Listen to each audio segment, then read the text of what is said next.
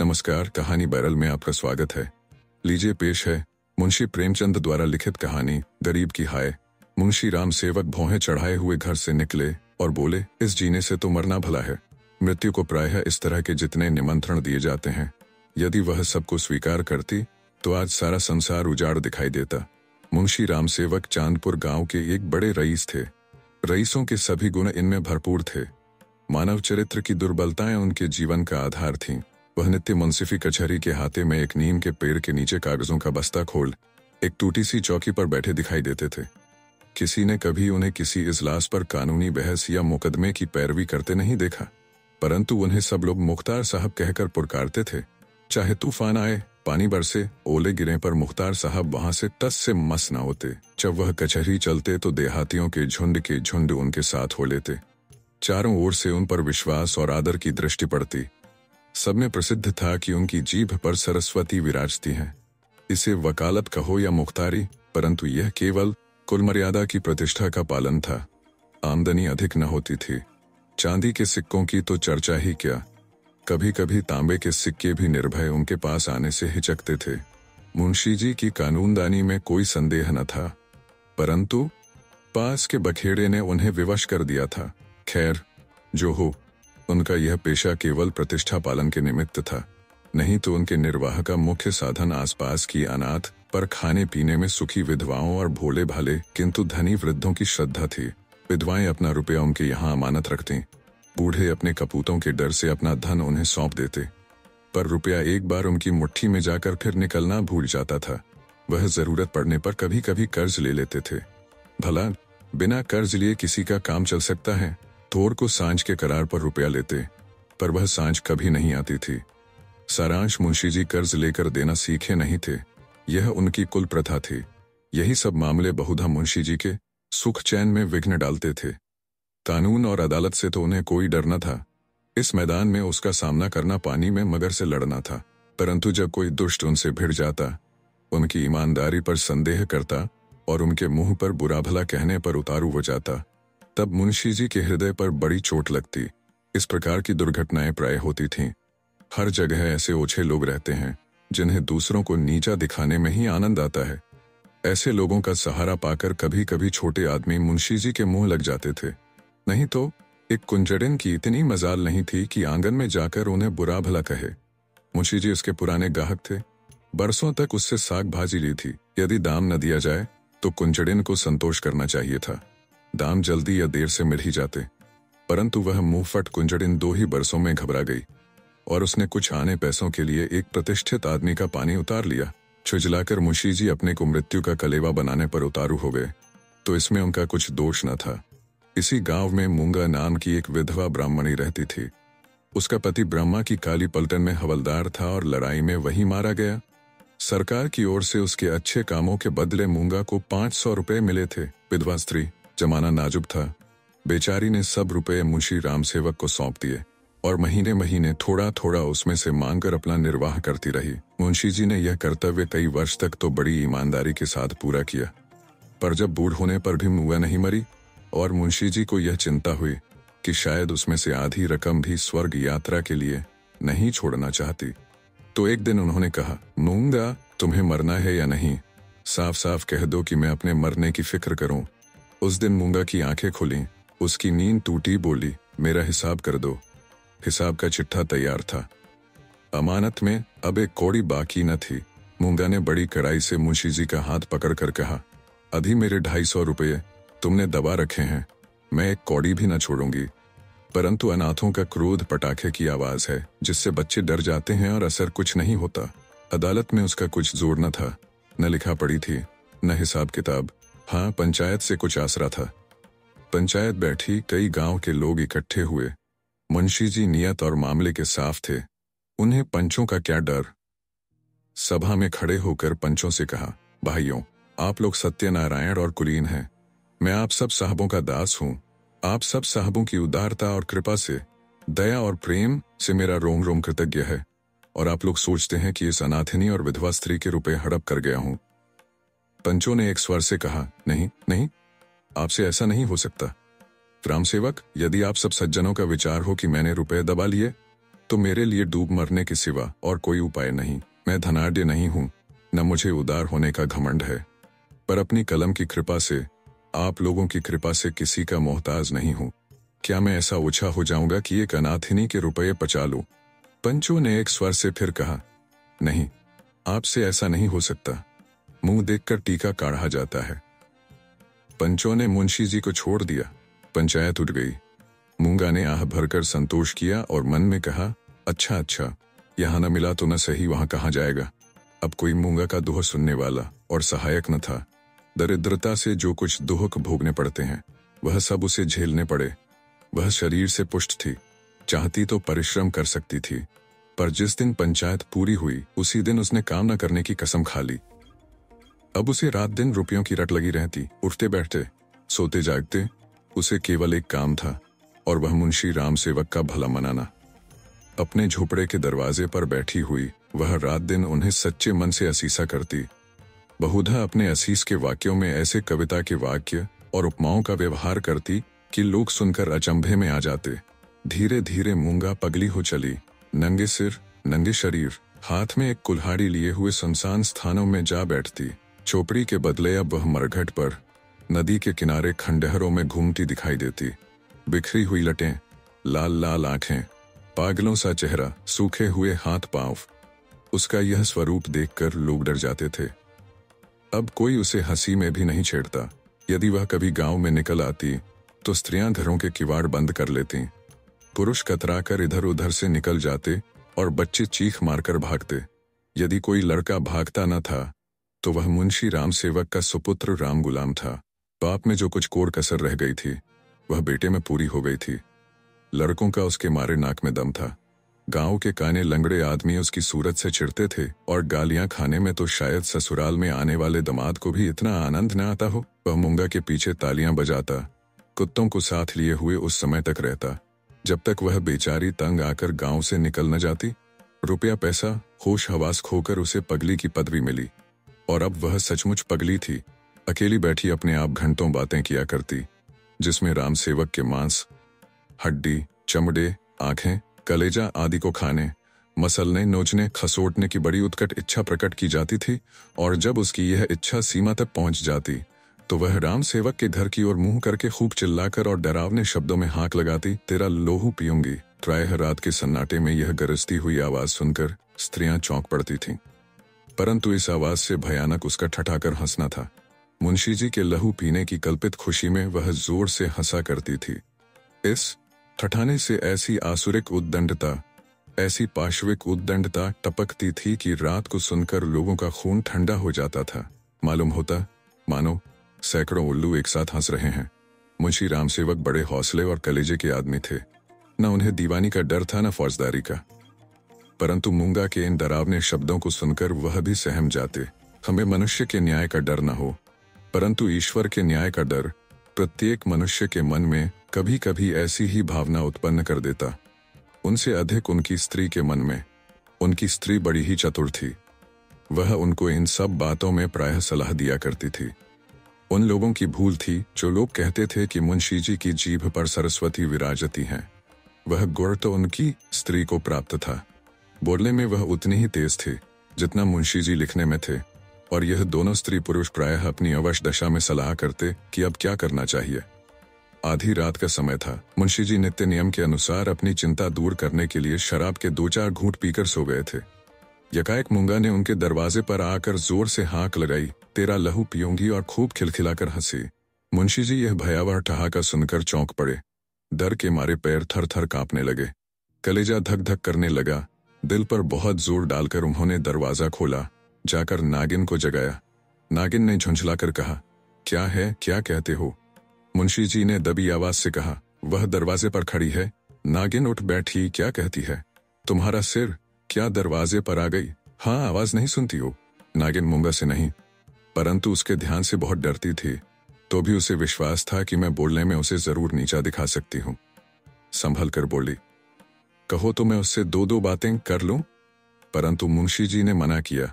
दोनों आदमी पैर दबाए ड्यूटी में गए और दरवाजे से झांक कर देखा मूंगा कि धुंधली मूरत धरती पर पड़ी थी और उसकी सांस तेजी से चलती हुई सुनाई देती थी। राम सेवक के लहू मांस की भूख में वह अपना लहू और मांस सुखा चुकी थी। एक बच्चा भी उसे गिरा सकता था, परंतु उससे सारा गांव थर थर कांपता था। हम जीते मनुष्य से नहीं डरते, पर मुर्दे से डरते हैं। रात गुजरी, दरवाजा बंद था, पर मुंशी जी और नागिन ने बैठकर रात काटी। मूंगा भीतर नहीं घुस सकती थी, पर उसकी आवाज को कौन रोक सकता था। मूंगा से अधिक डरावनी उसकी आवाज थी। भोर को मुंशी जी बाहर निकले और मूंगा से बोले, यहाँ क्यों पड़ी है? मूंगा बोली, तेरा लहू पीऊंगी। नागिन ने बल खाकर कहा, तेरा मुंह झुलस दूंगी। पर नागिन के विष ने मूंगा पर कुछ असर न किया। उसने जोर से ठहाका लगाया। नागिन खिसियानी सी हो गई। हंसी के सामने मुंह बंद हो जाता है। मुंशी जी फिर बोले, यहाँ से उठ जा। न उठूंगी। कब तक पड़ी रहेगी? तेरा लहू पीकर जाऊंगी। मुंशी जी की प्रखर लेखनी का यहाँ कुछ जोर न चला और नागिन की आग भरी बातें यहाँ सर्द हो गईं। दोनों घर में जाकर सलाह करने लगे, ये बला कैसे टलेगी? इस आपत्ति से कैसे छुटकारा होगा? देवी आती है तो बकरे का खून पीकर चली जाती है, पर यह डायन मनुष्य का खून पीने आई है। वह खून जिसका अगर एक बूंद भी कलम बनाने के समय निकल पड़ती थी तो अठवारों और महीनों सारे कुंबे को अफसोस रहता और यह घटना गांव में घर घर जाती। क्या वही लहू पीकर मूंगा का सूखा शरीर हरा हो जाएगा? गांव में यह चर्चा फैल गई। मूंगा मुंशी जी के दरवाजे पर धरना दिए बैठी है। मुंशी जी के आगमन में गांव वालों को बड़ा मजा आता था। देखते देखते सैकड़ों आदमियों की भीड़ लग गई। इस दरवाजे पर कभी कभी भीड़ लगी रहती थी। ये भीड़ राम गुलाम को पसंद न थी। मूंगा पर उसे ऐसा क्रोध आ रहा था कि यदि उसका वश चलता तो वह इसे कुएं में ढकेल देता। इस तरह का विचार उठते ही राम गुलाम के मन में गुदगुदी समा गई और वह बड़ी कठिनता से अपनी हंसी रोक सका। वह कुएं में गिरती तो क्या मजे की बात होती, परंतु यह चुड़ैल यहाँ से टलती ही नहीं। क्या करूं? मुंशी जी के घर में एक गाय थी जिसे खाली दाना और भूसा तो खूब खिलाया जाता, पर वह सब उसकी हड्डियों में मिल जाता। उसका ढांचा पुष्ट होता जाता था। राम गुलाम ने उसी गाय का गोबर एक हांडी में घोला और सबका सब बेचारी मूंगा पर उंडेल दिया। उसके थोड़े बहुत छींटे दर्शकों पर भी डाल दिए। बेचारी मूंगा लदफद हो गई और लोग भाग खड़े हुए। कहने लगे, यह मुंशी राम गुलाम का दरवाजा है, यहाँ इसी प्रकार का शिष्टाचार किया जाता है। जल्द भाग चलो, नहीं तो अब इससे भी बढ़कर खातिर की जाएगी। इधर भीड़ कम हुई, उधर राम गुलाम घर में जाकर खूब हंसा और खूब तालियां बजाईं। मुंशी जी ने व्यर्थ की भीड़ को ऐसे सहज में और ऐसे सुंदर रूप से हटा देने के उपाय पर अपने सुशील लड़के की पीठ ठोकी। सब लोग तो चंपत हो गए, पर बेचारी मूंगा ज्यों की त्यों बैठी रह गई। दोपहर हुई, मूंगा ने कुछ नहीं खाया। सांझ हुई, हजार कहने सुने से भी खाना नहीं खाया। गांव के चौधरी ने बड़ी खुशामद की, यहाँ तक कि मुंशी जी ने हाथ तक जोड़े, पर देवी प्रसन्न न हुई। निदान मुंशी जी उठकर भीतर चले गए। वह कहते थे कि रूठने वाले को भूख आप ही मना लिया करती है। मूंगा ने यह रात भी बिना दाना पानी के काट दी। लाला जी और ललाइन ने आज फिर जाग जाग कर भोर किया। आज मूंगा की गरज और हंसी बहुत कम सुनाई पड़ती थी। घर वालों ने समझा बला टली। सबेरा होते ही जो दरवाजा खोल कर देखा तो वह अचेत पड़ी थी। मुंह पर मक्खियां भिन भिना रही हैं और उसके प्राण पखेरु उड़ चुके हैं। वह इस दरवाजे पर मरने ही आई थी। जिसने उसके जीवन की जमा पूंजी हर ली थी, उसी को अपनी जान भी सौंप दी। अपने शरीर की मिट्टी तक उसको भेंट कर दी। धन से मनुष्य को कितना प्रेम होता है। धन अपनी जान से भी ज्यादा प्यारा होता है। विशेषकर बुढ़ापे में ऋण चुकाने के दिन ज्यों ज्यों पास आते जाते हैं, त्यों त्यों उसका ब्याज बढ़ता जाता है। यह कहना यहाँ व्यर्थ है कि गांव में इस घटना से कैसी हलचल मची और मुंशी राम सेवक कैसे अपमानित हुए। एक छोटे से गांव में ऐसी असाधारण घटना होने पर जितनी हलचल हो सकती, उससे अधिक ही हुई। मुंशी जी का अपमान जितना होना चाहिए था, उससे बाल बराबर भी कम न हुआ। उनका बचा खुचा पानी भी इस घटना से चला गया। अब गांव का चमार भी उनके हाथ का पानी पीने का, उन्हें छूने का रवादार न था। यदि किसी घर से कोई गाय खूंटे पर मर जाती है तो वह आदमी महीनों द्वार द्वार भी मांगता फिरता है। न नाई उसकी हजामत बनावे, न कहार उसका पानी भरे, न कोई उसे छुए।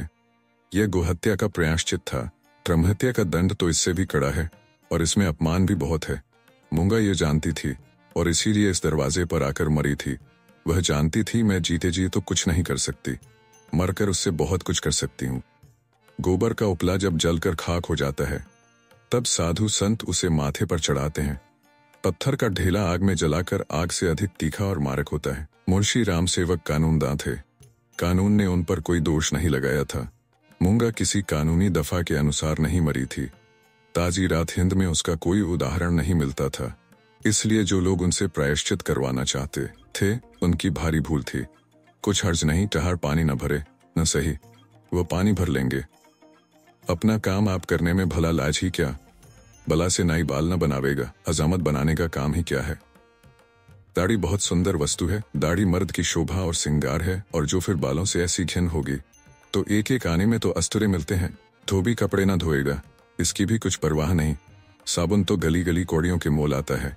एक बट्टी साबुन में दर्जनों कपड़े ऐसे साफ हो जाते हैं जैसे बगुले के पर। धोबी क्या खाकर ऐसा साफ कपड़ा धोएगा। पत्थर पर पटक पटकर कपड़ों का लत्ता निकाल लेता है। आप पहने, दूसरों को भाड़े पर पहनाए, भट्टी में चढ़ाए, रेह में भिगोए, कपड़ों की तो दुर्गति कर डालता है। जब ही तो कुर्ते 2-3 साल से अधिक नहीं चलते, नहीं तो दादा हर 5वें बरस 2-3 अचकन और 2 कुर्ते बनवाया करते थे। मुंशी राम सेवक और उनकी स्त्री ने दिन भर तो यूं ही कहकर अपने मन को समझाया। सांझ होते ही उनकी तर्कनाएं शिथिल हो गईं। तब उनके मन पर भय ने चढ़ाई की। जैसे तैसे रात बीतती थी, भय भी बढ़ता जाता था। बाहर का दरवाजा भूल से खुला रह गया था, पर किसी की हिम्मत न पड़ती थी कि जाकर बंद तो कराए। निदान नागिन ने हाथ में दिया लिया। मुंशी जी ने कुल्हाड़ा, राम गुलाम ने गंडासा। इस ढंग से तीनों आदमी चौंकते हिचकते दरवाजे पर आए। यहाँ मुंशी जी ने बहादुरी से काम लिया। उन्होंने निधड़क दरवाजे से बाहर निकलने की कोशिश की।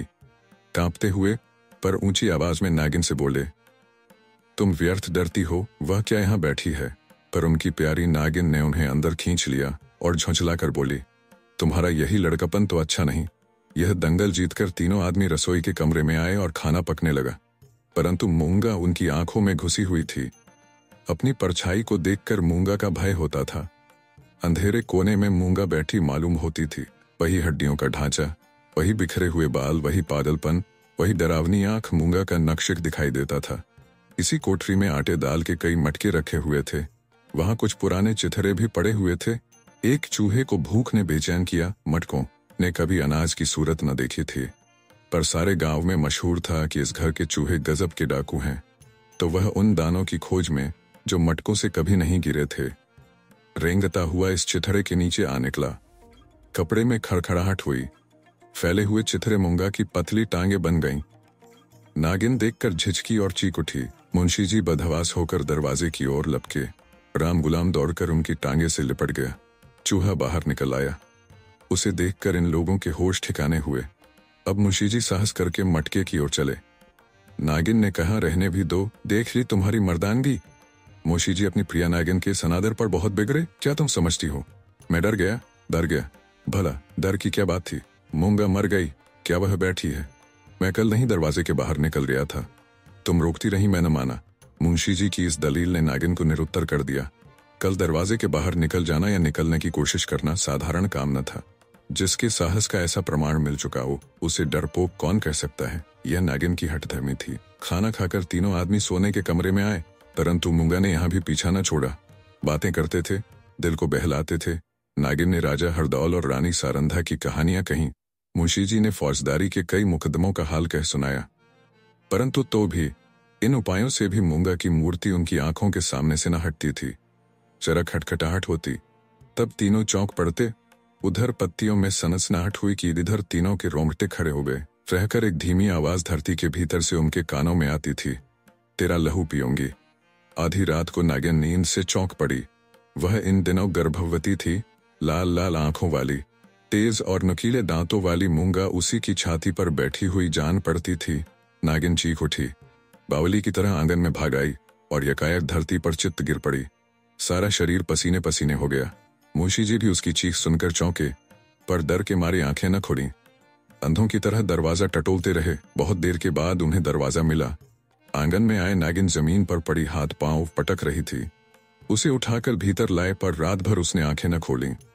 भोर को अकबक बकने लगी। थोड़ी देर में ज्वर हो आया, बदन लाल तवासा हो गया। सांझ होते होते सन्निपात हो आया, और आधी रात के समय जब संसार में सन्नाटा छाया हुआ था, नागिन इस संसार से चल बसी। मूंगा के डर ने उसकी जान ली। जब तक मूंगा जीती रही, वह नागिन की फुफकार से सदा डरती रही। पगली होने पर भी उसने कभी नागिन का सामना नहीं किया, पर अपनी जान देकर उसने आज नागिन की जान ली। भय में बड़ी शक्ति है। मनुष्य हवा में एक गिरह भी नहीं लगा सकता, पर इसने हवा में एक संसार रच डाला है। रात बीत गई, दिन चढ़ता आता था, पर गांव का कोई आदमी नागिन की लाश उठाने को आता न दिखाई दिया। मुंशी जी घर घूमे पर कोई न निकला। भला हत्यारे के दरवाजे पर कौन जाए, हत्यारे की लाश कौन उठाए। इस समय मुंशी जी का रूबदाब, उनकी प्रबल लेखनी का भय और उनकी कानूनी प्रतिभा एक भी काम न आई। चारों ओर से हारकर मुंशी जी फिर अपने घर आए। यहाँ उन्हें अंधकार ही अंधकार दिखता था। दरवाजे तक तो आए, पर भीतर पैर नहीं रखा जाता था, न बाहर ही खड़े रह सकते थे। बाहर मूंगा थी, भीतर नागिन जी को कड़ा करके हनुमान चालीसा का पाठ करते हुए घर में घुसे। उस समय उनके मन पर जो बीतती थी वही जानते थे। उनका अनुमान करना कठिन है। घर में लाश पड़ी हुई, न कोई आगे न पीछे। दूसरा ब्याह तो हो सकता था। अभी इसी फागुन में तो 50वां लगा है, पर ऐसी सुयोग्य और मीठी बोली वाली स्त्री कहाँ मिलेगी। अफसोस, अब तगादा करने वालों से बहस कौन करेगा, कौन उन्हें निरुत्तर करेगा। लेन देन का हिसाब किताब कौन इतनी खूबी से करेगा। किसकी कड़ी आवाज तीर की तरह तगादेदारों की छाती में चुभेगी। यह नुकसान अब पूरा नहीं हो सकता। दूसरे दिन मुंशी जी लाश को एक ठेले गाड़ी पर लाद कर गंगा जी की तरफ चले। शव के साथ जाने वालों की संख्या कुछ भी न थी।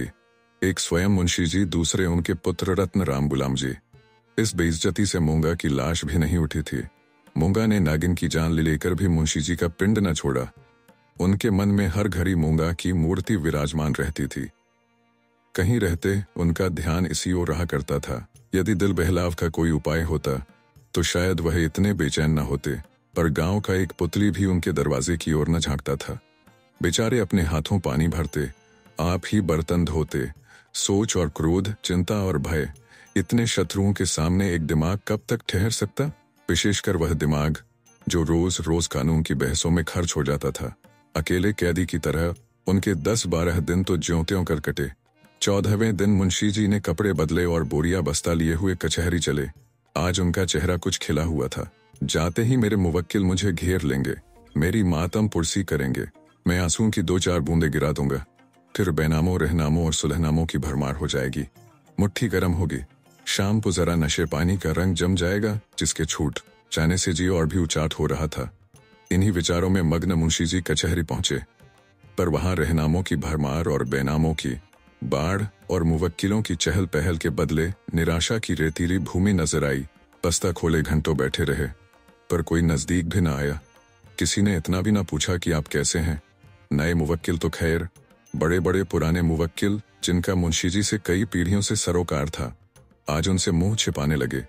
वह नालायक और अनाड़ी रमजान, जिसकी मुंशी जी हंसी उड़ाते थे और जिसे शुद्ध लिखना भी न आता था, गोपियों में कन्हैया बना हुआ था।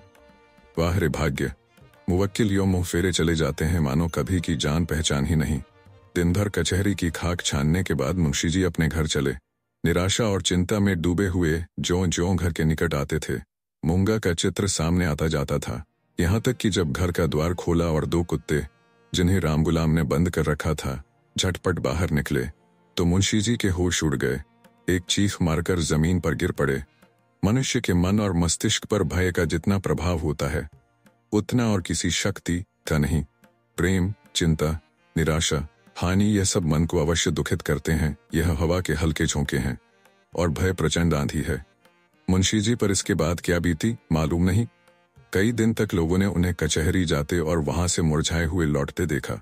कचहरी जाना उनका कर्तव्य था, और यद्यपि वहां मुवक्किलों का अकाल था, तो भी तगादे वालों से गला छुड़ाने और उनको भरोसा दिलाने के लिए अब यही एक लटका रह गया था। इसके बाद वह कई महीने तक दिख न पड़े। बद्रीनाथ चले गए। एक दिन गांव में एक साधु आया, भभूत रमाए, लंबी लंबी जटाएं, हाथ में कमंडल।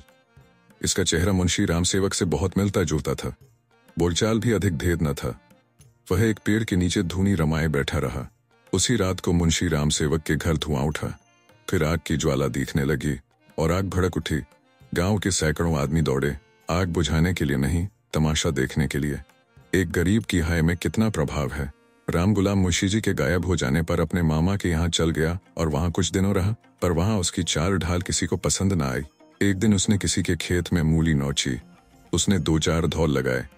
उस पर वह इस तरह बिगड़ा कि जब उसके चने खलिहान में आए तो उसने आग लगा दी। सारा का सारा खलिहान जलकर खाक हो गया। हजारों रुपयों का नुकसान हुआ। पुलिस ने तहकीकात की, राम गुलाम पकड़ा गया।